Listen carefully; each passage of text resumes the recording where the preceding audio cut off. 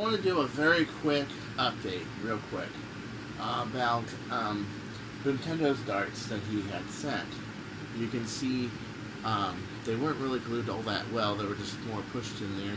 Looks like there was some kind of glue attempted to be put in there, but I had a really good idea. There were we had some conversations over the day, and one of which was that it needs to be weighted somehow. Another is just to find a way to glue it. So here we are. We're going to take these heads, and we're going to use basically what is liquid silicone. Go-to glue. See this? Yeah. Now, here's what I did. I took the head like so, and I poured it like this. Put a little dab in there. Okay. Put a little dab on the outside of it. Okay. Just like that.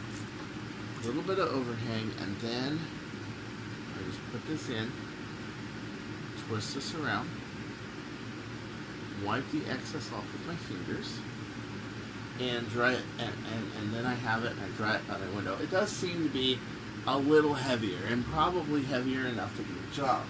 As you know, things that do with go-to glue take about a couple of weeks to dry. But I think once I do, I'll have the new barrel ready and it'll be ready to go. There are a bunch of darts right there, ready to go. 1, 2, 3, 4, 5, 6, 7, 8, 9, 10, 11, 12, 13, 14 darts. Yep, right there. I'm going to do one more to make 15, and that will give me a test run. What I'm thinking of doing, a couple things. Number one is to make a barrel using the 1.7 to 1 ratio to the Bird of Prey Type A, which is the new Bird of Prey blaster right there.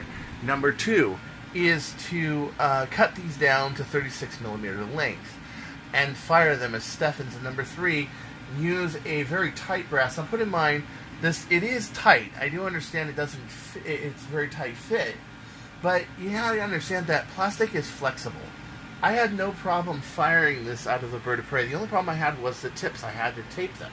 Well, now I don't have to tape the tips. I now have these 3D printed tips. So what I'm going to do is I'm going to use the same barrel, but I'm going to use Teflon and wax, of course, and I'm going to make it so it can fit out. It's going to fit inside of 17/32 and use this barrel. The barrel could be pretty long. It could be 20 inches long. So I'm going to use 36-inch brass pieces to do it. Well, there you go, Boomtendo. There's an update for now.